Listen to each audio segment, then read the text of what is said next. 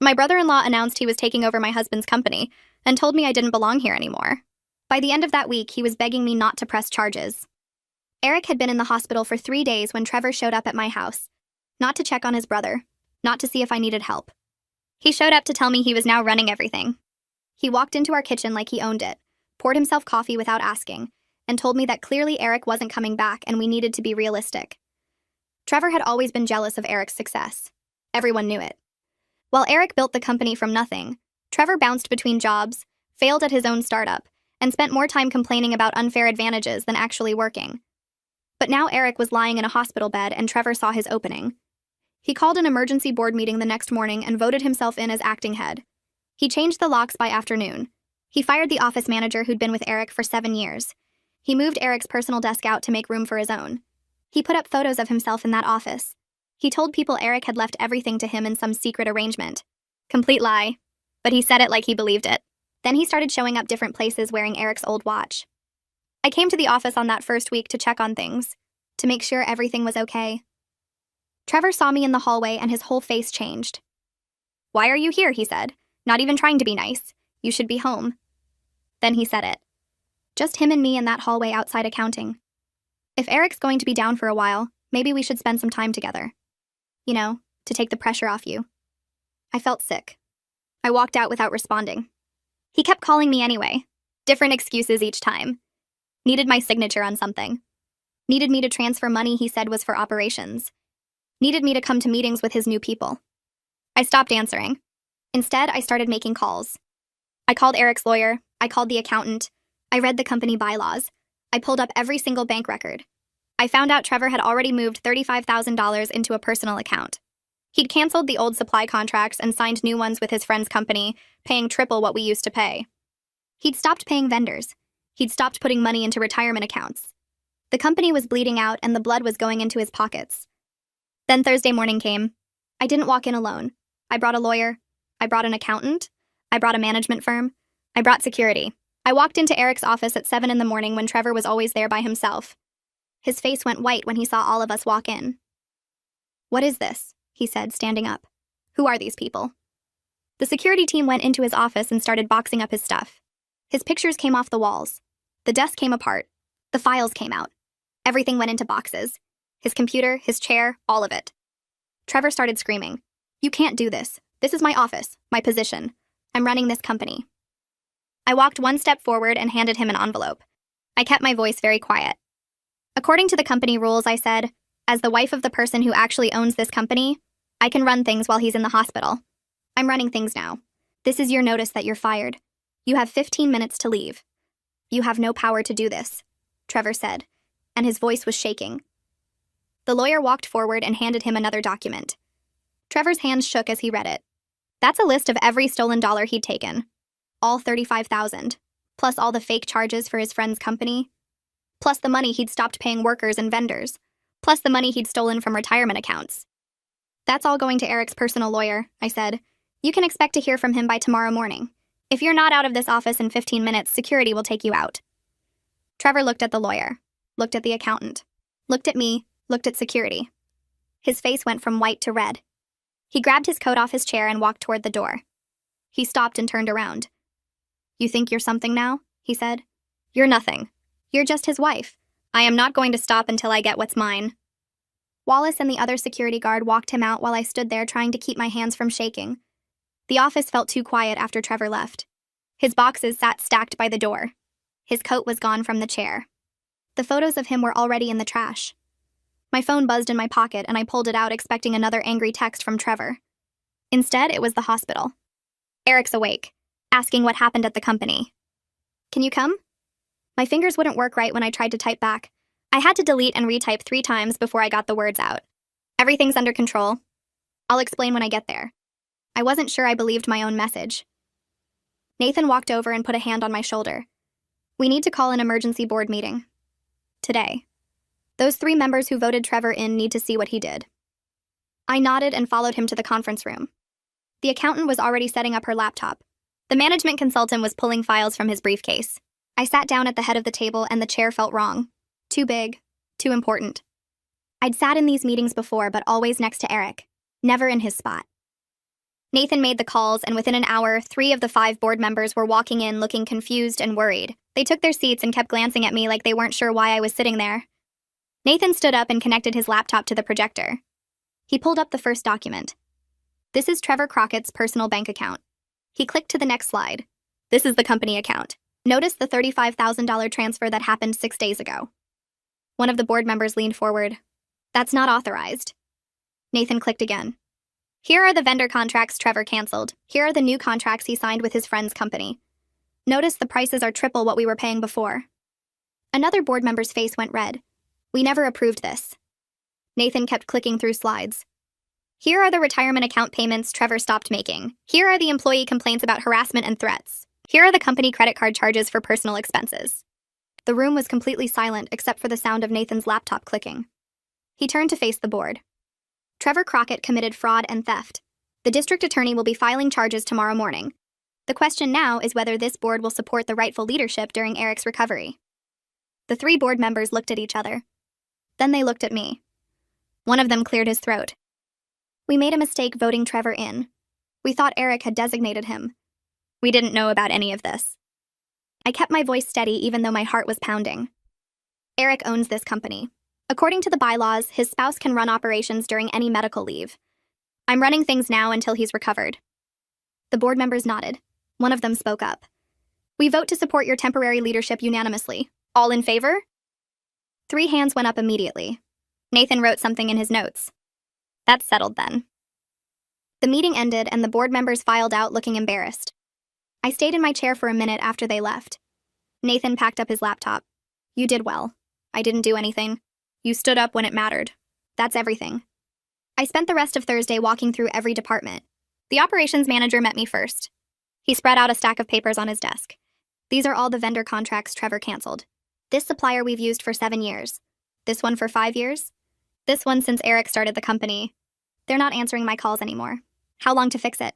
Weeks, maybe months. Some of them might not come back at all. I wrote down every vendor name. The HR director was next. She had a folder an inch thick. Complaint forms. Trevor yelled at people, threatened to fire them, told 3 people they were worthless, demoted 2 managers without cause, changed the dress code to require suits when we've always been business casual. He fired the woman in accounting who's been here 9 years because she questioned one of his expenses. I felt sick reading through the complaints. Can we rehire her? Already did. She starts back Monday. The production manager showed me the floor. 2 machines were down because Trevor refused to approve maintenance. A shipment of materials was delayed because he didn't pay the invoice.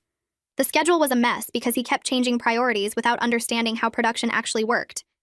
Every department had the same story. Trevor had damaged something in just 1 week. I made notes on everything. Prioritized what needed fixing immediately versus what could wait. By 5 o'clock, my hand hurt from writing and my head hurt from all the problems. I drove to the hospital and found Eric's room. He was sitting up in bed for the first time since the accident. He looked exhausted.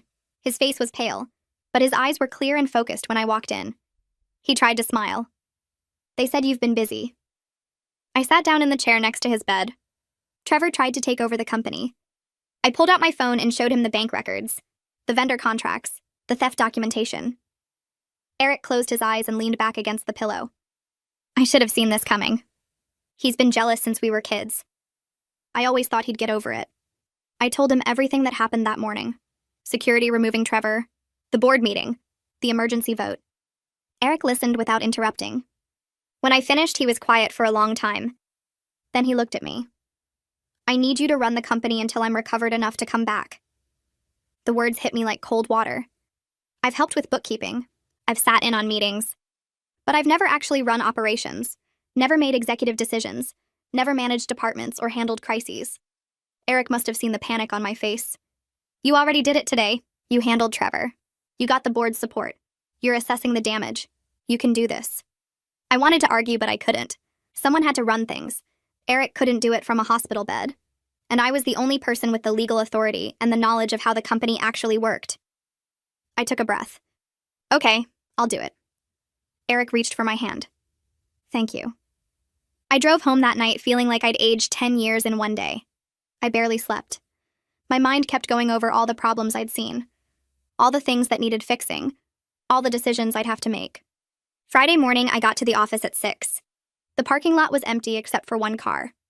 Raina was standing by the front door holding 2 cups of coffee and a thick folder. "I thought you might need help."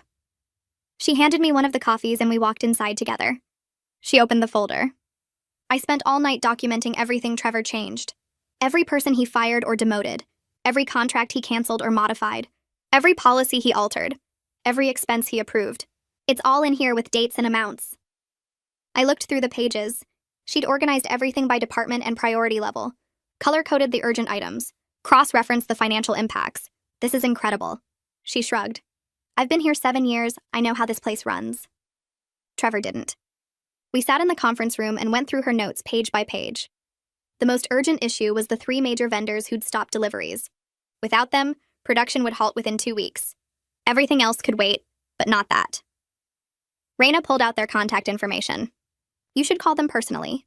They're angry, but they respected Eric. If you explain what happened and make it right, they might come back." I picked up the phone and dialed the first vendor. A man answered on the 3rd ring. His voice was cold when I said who I was. "I don't have time for more excuses. Your company owes us $12,000 and we haven't received payment in 3 weeks." "I know. Trevor Crockett was stealing from the company and he's been fired. I'm Eric's wife and I'm running things now. I want to pay the full balance plus a penalty fee for the inconvenience." There was silence on the other end. "How much penalty?" $2,000, so $14,000 total. I'll wire it to you right now while we're on the phone if you'll restore our delivery schedule." More silence. Then his tone changed slightly. "You're serious?" "Completely serious. Give me your bank information." He read off the routing numbers and I logged into the company account, entered the transfer, hit send. The money went through while he was still on the line.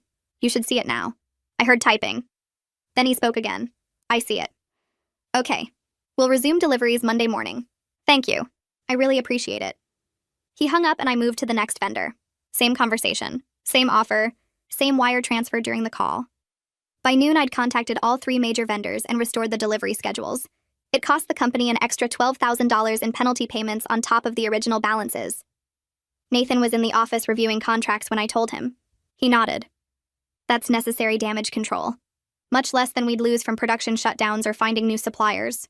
Worth every penny." My phone rang and I didn't recognize the number. I answered and a man's voice came through angry and demanding. "This is Mike Abrams. Trevor signed contracts with my company and I want my payment. Now." I put the call on speaker and gestured for Nathan to listen. "Those contracts are void. They were signed through fraud and we're not honoring them." The voice got louder. "You can't do that. I'll sue." Nathan leaned toward the phone. "This is Nathan Wise, the company's attorney. If you pursue legal action, you'll be named as a co-conspirator in Trevor Crockett's theft case. The district attorney is very interested in talking to people who benefited from his fraud." The line went quiet. Then Mike Abrams spoke again, much softer. "I didn't know anything about fraud. Trevor said it was legitimate business. Then you won't have any problem walking away from void contracts." The call ended. Nathan made a note in his file. That's one problem solved. I looked at the list Raina had made. There were still dozens more. Saturday afternoon, the doorbell rang and I found Bethany standing on my front porch. She looked tired. Her hair was pulled back in a messy ponytail and she had dark circles under her eyes. "I just need to talk to you for a few minutes," she said. "Can I come in?" I stepped aside and she walked into my living room.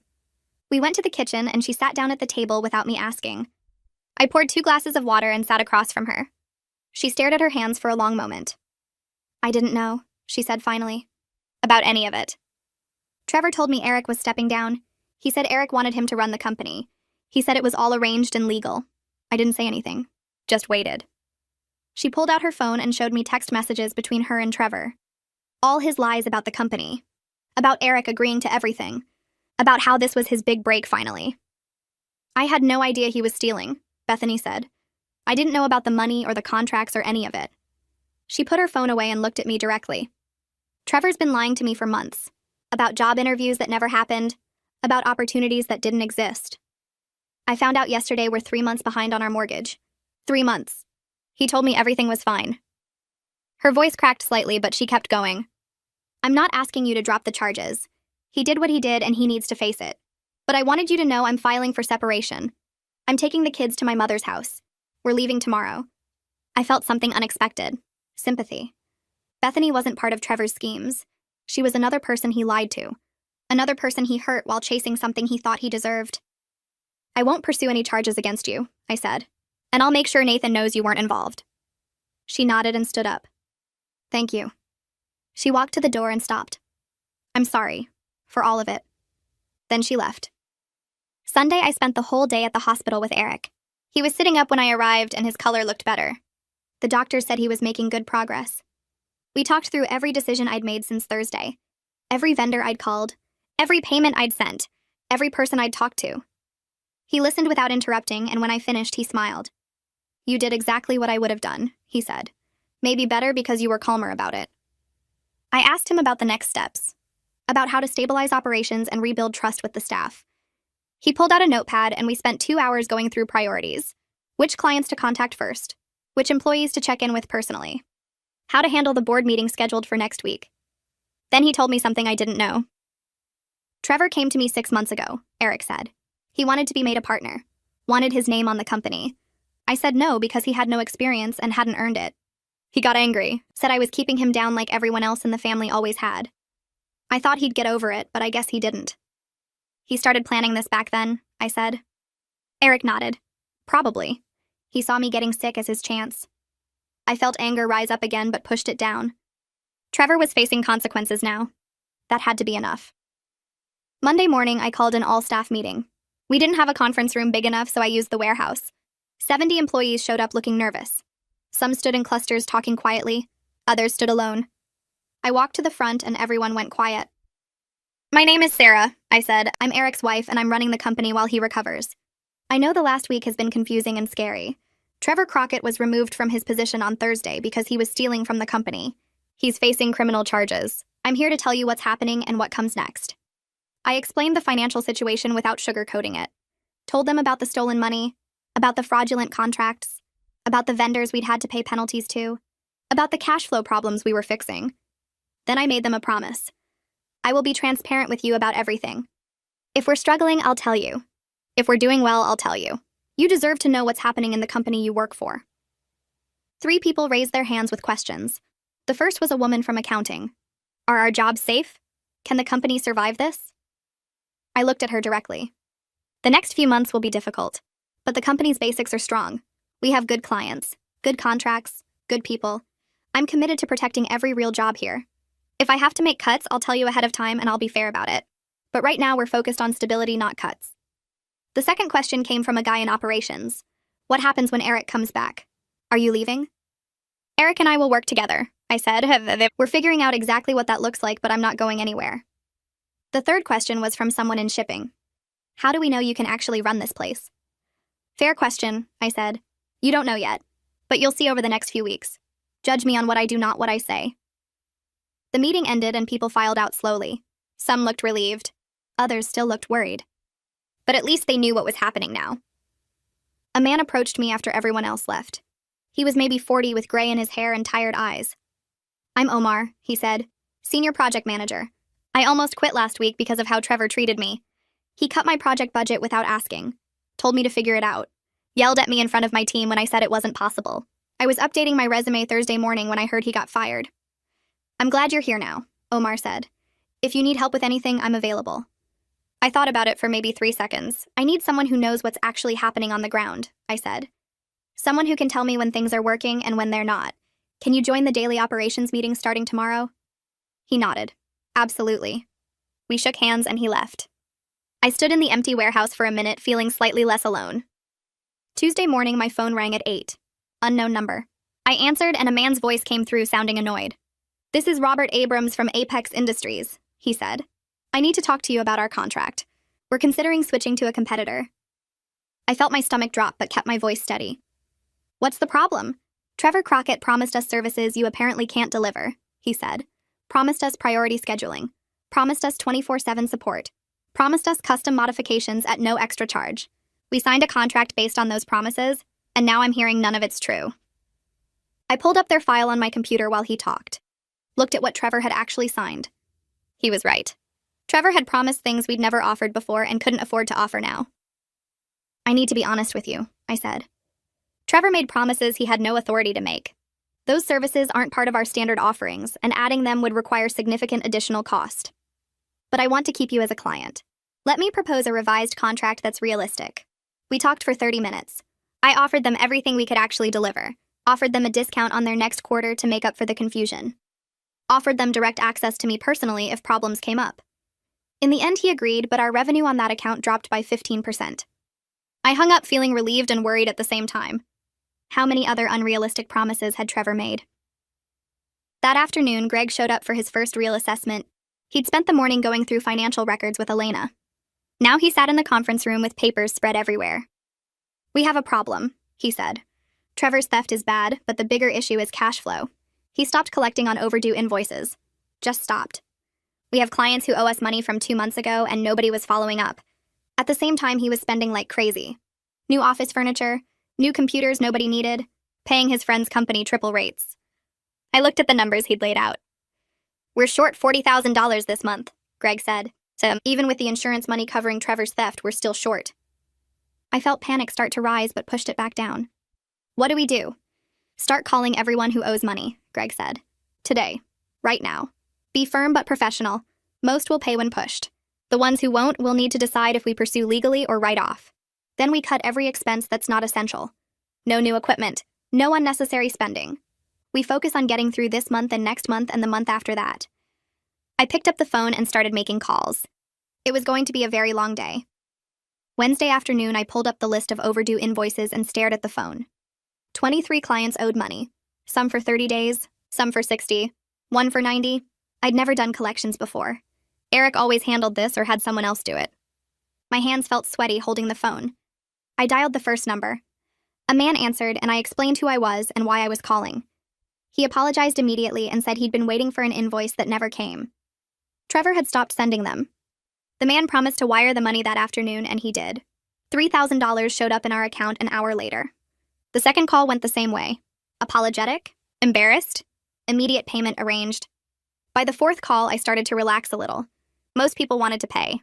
They just needed someone to actually ask. Then I hit the difficult ones. A woman who ran a manufacturing company listened to my explanation and then went quiet for a long moment. "I think given the circumstances, we should discuss a reduced payment. Maybe 70% of the balance." My stomach tightened. We provided the services. The full amount is owed. She made a noise like she was thinking. "Trevor promised us a discount on future work. We were counting on that." I kept my voice steady. "Trevor had no authority to promise discounts. The original contract stands." She hung up on me. I sat there staring at the phone, feeling sick. The next difficult client was worse. He demanded a 50% reduction and threatened to tell other companies we were unreliable. Said he'd make sure nobody worked with us again. I wrote down his name and moved to the next call. By 5 o'clock, I'd contacted 18 of the 23 clients. 14 arranged immediate payment. 2 asked for a few extra days, which seemed reasonable. 2 demanded discounts I wouldn't give. I felt exhausted and my voice was hoarse. I called Nathan and explained the situation with the 2 difficult clients. He told me to send him their information and he'd handle it. Thursday morning, Nathan called me back. He'd contacted both difficult clients with formal legal letters outlining their contractual obligations. One paid immediately. The other was still refusing. Nathan said he'd file a collections lawsuit if needed, but he thought the threat would be enough. By Thursday afternoon, the second client paid. We'd recovered $32,000 of the $40,000 shortfall. The remaining $8,000 would have to come from cutting spending and delaying equipment purchases Greg had planned. It wasn't ideal, but it was manageable. Thursday evening, I was home making dinner when my phone buzzed. Email from Nathan. Trevor's lawyer had sent a letter. I opened the attachment and read it standing in my kitchen. The letter claimed Trevor was entitled to compensation for his week of work as acting head, claimed wrongful termination, threatened a lawsuit for damages. I felt my hands start shaking, but this time it was anger, not fear. I called Nathan immediately. He'd already started drafting a response. He read it to me over the phone. A detailed list of every dollar Trevor stole. Every fraudulent contract. Every missing payment to vendors and retirement accounts. Every single thing documented with dates and amounts. Nathan sent the response that evening. We never heard from Trevor's lawyer again. Thursday night, I drove to the hospital. Eric was in his room with his laptop open on the bed table. Financial reports covered the screen. A nurse was standing by the door looking frustrated. He's supposed to be resting. He won't listen. Eric looked up when I walked in. His face was pale, but his eyes were sharp. I need to know what's happening. I pulled a chair next to the bed and closed his laptop. You need to trust me to handle things. The doctors say you need a few more weeks. He shook his head. I can work from here. Review reports, make decisions. I took his hand. You built this company. You know how to run it. But right now you need to let me run it. Let me protect what you built. He looked at me for a long moment. Then he nodded slowly. Okay. But you call me if anything major happens. I promised I would. Friday morning, an insurance investigator arrived at 9. Middle-aged man with a briefcase and a tablet. Elena met us in the conference room with 3 boxes of documentation. Every transaction Trevor made, every bank record, every invoice, every email. We spent 4 hours going through it all. The investigator took notes constantly, asked detailed questions, wanted copies of specific documents. Elena had everything organized perfectly. By 1 o'clock, the investigator closed his tablet and looked at me. This is the most thorough documentation I've seen in a fraud case. Your accountant did excellent work. The claim should be approved within 2 weeks. I felt relief wash over me. During the investigation, Elena found something else. Trevor had used company credit cards for personal expenses. Restaurants, clothes, electronics. $8,000 total. She showed me the statements with certain charges highlighted. These weren't business expenses. The investigator added them to his notes. I called Nathan as soon as the investigator left. He added the credit card fraud to the criminal complaint. An hour later, he called back. The district attorney's office was treating this as a serious fraud case now. The following Monday, I had to make my first major strategic decision. A potential client wanted to hire us for a project that would require 3 additional staff members. Good revenue, but we were still recovering financially. I called Greg first. He pulled up projections and walked me through the numbers. Then I called Omar. He explained what the project would require operationally. We talked for an hour about risks and benefits. I decided to bid on the contract, but at a higher price than we normally would. A price that accounted for our current situation and the risk of expanding while recovering. Greg thought it was smart. Omar agreed. I submitted the bid expecting to lose it. Wednesday, the client called back. We were awarding you the contract. Your price is higher than competitors, but we value your reliability and quality. We've worked with you before and trust you. Awesome. I thanked them and hung up feeling something click into place. Eric had tried to teach me this before, that clients pay for value, not just low prices, but experiencing it myself made it real in a way his explanations never did. Tuesday morning brought news from the hospital. Eric would be discharged by the end of the week. He'd need several more weeks of home recovery before returning to work.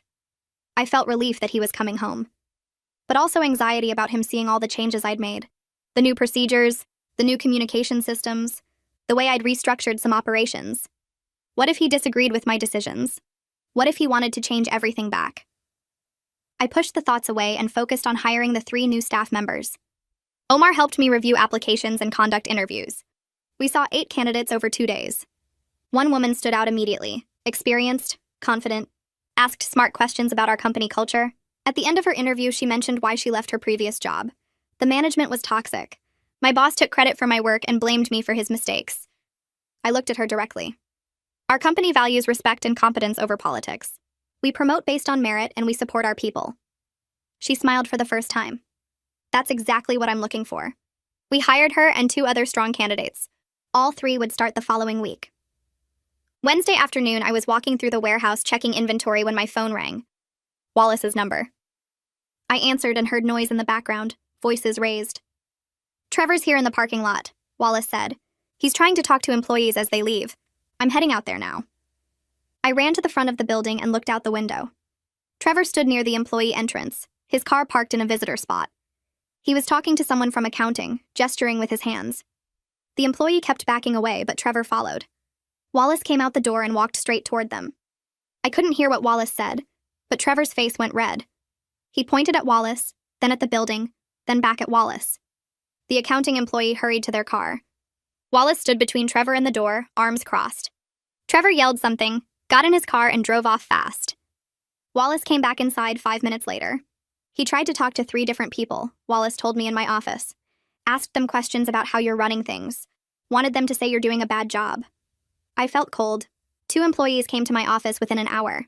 Both said Trevor approached them asking if I was making mistakes, if the company was struggling, if they felt unsafe with my decisions. He wanted them to write statements saying I was mismanaging everything. One employee, a woman from operations, looked scared when she told me. He said he could help us if we helped him first, like he was offering some kind of deal. I called Nathan immediately. He listened to everything, asked me to have the 2 employees email him their accounts of what Trevor said. By evening, Nathan had statements from both employees and was drafting a restraining order request. The next morning, Nathan called with news. Judge approved the restraining order, he said. Trevor can't come within 500 feet of the business property or contact any employees. If he violates it, he goes to jail immediately. I felt relief wash through me. Then Nathan said something else. The district attorney called me this morning. They're considering additional charges against Trevor for witness tampering and interference with business operations. This is getting serious for him. Good, I said, and I meant it. Thursday morning, I left early to pick up Eric from the hospital. He'd been there almost 3 weeks total. The doctors gave me a long list of instructions about medications, rest, physical therapy appointments. Eric moved slowly getting into the car, wincing when he bent. We drove home in silence. Inside the house, he sat on the couch and looked at me for a long moment. You look exhausted, he said. When did you last sleep a full night? I don't know, I admitted. 2 weeks, maybe. You've been working 12-hour days, haven't you? I nodded. Eric's face showed concern mixed with something else. Guilt, maybe. You shouldn't have had to handle all this alone, he said. But you did handle it. I sat next to him. I didn't have a choice. Someone had to. That evening after Eric rested, we sat in the kitchen and I showed him everything on my laptop. The vendor payments, the new hires, the contract we won, the insurance claim, the restraining order. He scrolled through documents, asking questions, reading emails I'd sent. His face showed surprise more than once. These decisions are really smart, he finally said. The way you handled the vendors, bringing them back with penalty payments. That was exactly right. Thanks, I said. He looked at me directly. I always saw you as supportive, my partner in life. But I never realized you could do this. Run the company. Make these kinds of calls.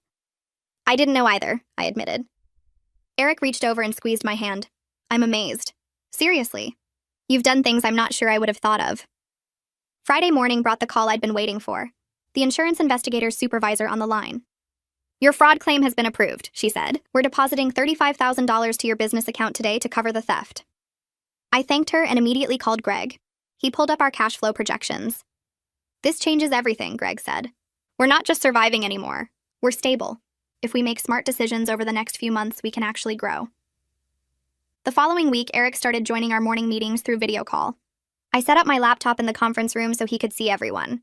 He looked frustrated sitting at home in his office while we were all together at the company. But he mostly listened, offering advice when I asked but letting me run the meetings. I appreciated his trust even though I could tell it was hard for him not being physically present. Tuesday brought something unexpected. My phone rang with a number I didn't recognize. I answered and heard a voice I vaguely knew. This is the operations director at Brennan Industries, the voice said. We're closing down our company next month and our largest client needs a new vendor. They asked if we could recommend someone and I immediately thought of you. Would you be interested in taking over their contract? I sat up straighter. What kind of contract? The details he gave were significant. A major account requiring substantial resources and careful management. It would mean hiring more people, expanding operations, taking on more risk. But the revenue would grow our company by 20% over the next year. I told him I needed to think about it and would call back in 2 days. I spent those 2 days analyzing every angle. Omar and I reviewed our current capacity and what we'd need to add. Greg ran financial projections showing different scenarios. I met with every department head asking if they could handle expansion. Eric stayed out of it deliberately. This is your call, he told me during one video meeting. You're the acting head. You decide. Thursday morning, I made the decision. I called the operations director back and said yes, but with one condition. We need a 3-month transition period to scale up responsibly. The client can't expect immediate full capacity. He talked to the client and called back an hour later. They agree to your terms. They value quality and reliability over speed. I hung up feeling something shift inside me. I just made a decision that would grow the company by 20%. A decision that would affect every employee and the company's future. And I made it myself. That afternoon, Nathan called about Trevor. His lawyer is trying to negotiate a plea deal, Nathan said. Wants to avoid trial. The district attorney asked if you'd be willing to accept a plea or if you want to push for trial. I need your input on this. I sat quietly thinking. What does justice mean here? Punishment, restitution, prevention, all of it. I don't know yet, I told Nathan. Let me think about it. Give me until Monday. I hung up and stared at my computer screen, thinking about Trevor and consequences and what I actually wanted from all this. Monday morning, I called Nathan and told him I'd made my decision about Trevor's case. I wanted a meeting with the district attorney to discuss terms. Nathan set it up for Tuesday afternoon. I walked into the DA's office with Nathan beside me and a folder full of documentation about everything Trevor had done. The district attorney was a woman in her 40s who got straight to the point. She laid out what they could charge Trevor with and what kind of sentence he might face if we went to trial. I listened to all of it, and then I told her what I actually wanted. I want him to face real consequences, I said. I want full payment back of every dollar he stole. I want probation and community service. But I don't want to completely destroy him. He has a wife who's divorcing him and 2 kids who still need their father to be able to work and support them. The DA looked at Nathan and then back at me. She asked if I was sure. I told her I was sure about the consequences, but also sure about not making this worse than it needed to be for people who didn't do anything wrong. We spent the next hour working out the details. Full payment of $35,000 plus the $8,000 in credit card charges. 2 years probation, 200 hours community service, and a permanent ban from ever holding any position in Eric's company or any of its future-related businesses. The DA said she'd present the offer to Trevor's lawyer and we'd know by the end of the week. Trevor's lawyer called Nathan on Thursday. Trevor was accepting the plea deal. Nathan told me over the phone, and I sat there feeling this weird mix of satisfaction and sadness. Satisfaction because Trevor was finally facing consequences for what he did. Sadness because he's my brother-in-law, and I watched him destroy himself through jealousy and feeling like he deserved things he never earned. But he made his choices. He saw Eric in a hospital bed and decided that was his chance to take everything. He stole money and fired loyal employees and tried to run the company into the ground. And when that didn't work, he showed up in parking lots trying to turn employees against me. Those were all his decisions, and now he had to live with what came from them. Nathan said the formal plea hearing would be in 2 weeks, and then Trevor would start his probation and community service requirements. That same week, Eric's doctor called with news I'd been waiting for. Eric was cleared to return to work part-time starting the following Monday. 4 hours a day maximum. No stress, no heavy lifting. But he could come back. I drove to the house after work and found Eric sitting in his home office looking at company reports on his laptop. I have news, I said. He looked up. The doctor cleared you for part-time work starting Monday. Eric's face changed and I could see relief and excitement and maybe a little bit of worry all at once. We spent that whole weekend talking about how this would work. How we'd transition back to shared leadership. What his role would be. What my role would be. Saturday afternoon, we were sitting in the living room and Eric said something that surprised me. I think we should become co-heads of the company officially. Not you helping me or filling in while I recover. Actual partners running it together. I looked at him. You've earned this, he said. You've earned a real leadership role. Not just the owner's wife who helps out sometimes. You saved the company. You made decisions I'm not sure I would have thought to make. You've proven you can do this. I felt something shift inside me hearing him say that. This wasn't temporary anymore. This wasn't just crisis management. This was real. Monday morning came and I got to the office early to make sure everything was ready. Eric arrived at 9, and when he walked through the front door, the entire staff was waiting in the lobby. They started clapping. Then they were all standing and applauding, and Eric just stood there looking completely surprised and moved. I watched him taking it all in. His eyes moved around the space and I could see him noticing things. The new organization system Raina had set up in the front area. The updated schedule board Omar had created for project tracking. The employee recognition wall Greg had suggested we add. Small things, but they showed how much had changed in 5 weeks. We walked back to his office together and he stopped in the doorway. You rearranged everything, he said. I did, I told him. We needed better workflow. He nodded slowly and walked in. That first day, he mostly observed.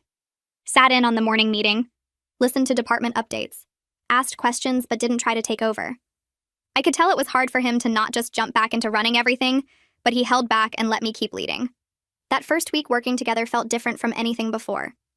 We divided things up naturally based on what each of us was good at. Eric handled the big picture strategic planning and client relationships. Those were always his strengths, building connections and seeing where the company should go long term. I took over daily operations and staff management, making sure projects stayed on track, solving problems as they came up, keeping everyone working together smoothly. It just made sense. We'd have morning meetings where Eric would talk about potential new contracts or market opportunities, and I'd talk about current project status and staffing needs. Then we'd split up and handle our separate areas. By Thursday of that week, I realized something. The company was running more smoothly than it ever had when Eric was doing everything himself. Having 2 people with different strengths covering different areas just worked better. Omar mentioned it during our operations check-in. Things feel more organized now, he said. More stable. People know who to go to for what. I told Eric that night and he admitted he'd been thinking the same thing. Maybe I was trying to do too much before, he said. Maybe this is actually better. 2 weeks after Eric came back, I got an envelope in the mail at home. Return address showed Bethany's mother's house. Inside was a short note on plain paper. Bethany's divorce from Trevor was finalized. She wrote that she was starting over and wanted to thank me for not pursuing any charges against her and for providing a reference when she applied for a new job. She got the job. She was rebuilding her life. She was grateful I'd treated her with respect during the worst time of her life when she could have been dragged into Trevor's legal problems. I'm glad she's doing okay, I thought. She didn't deserve to be punished for Trevor's choices.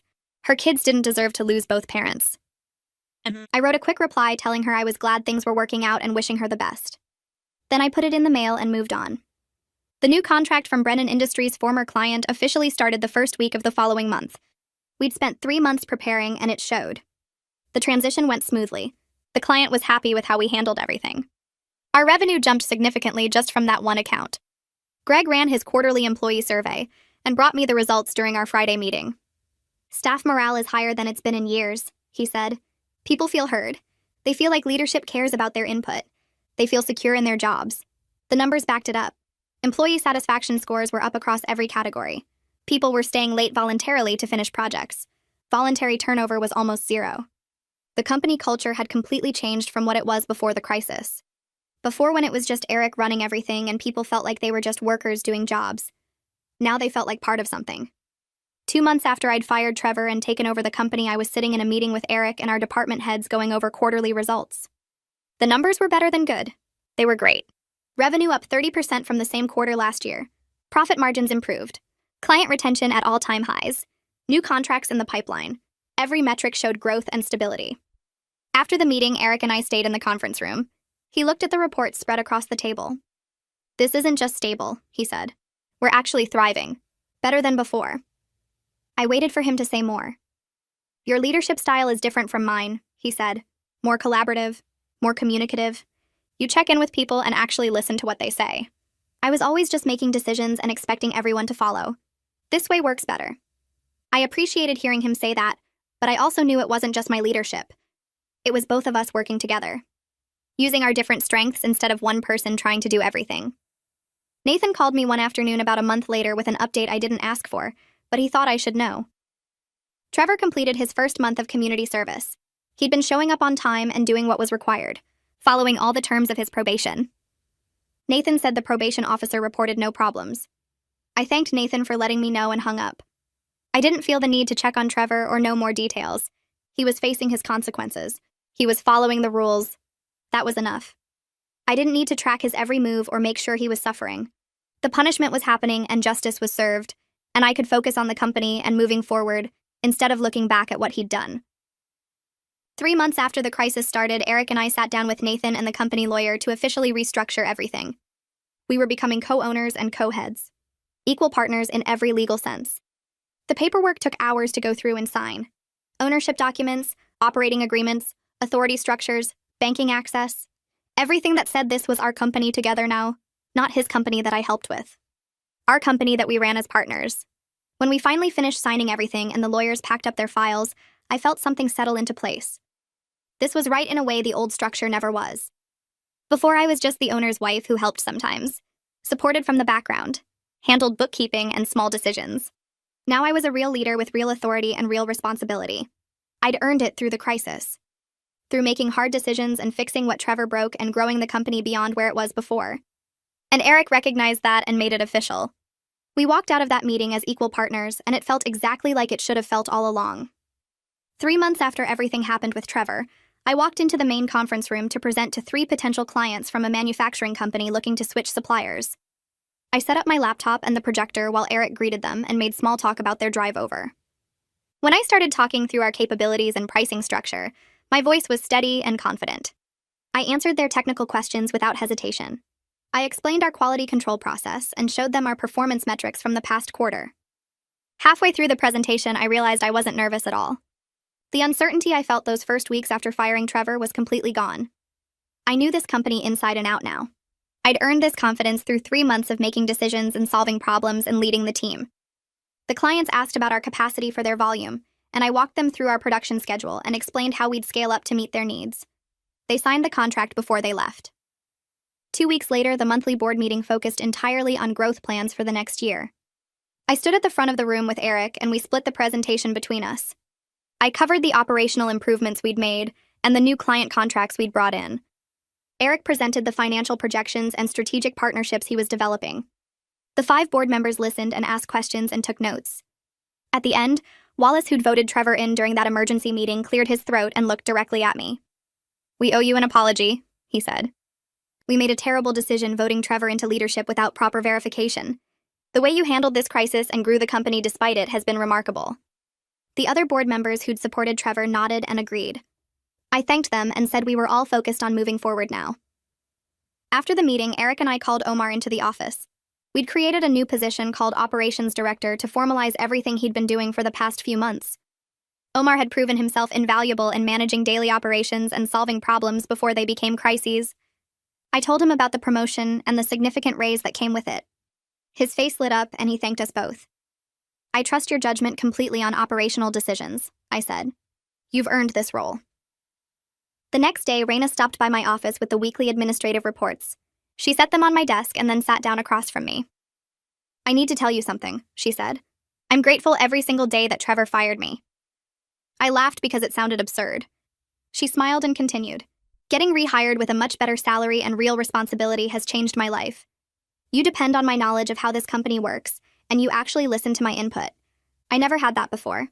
I told her she was my right hand in managing everything administrative, and I couldn't do this job without her institutional knowledge.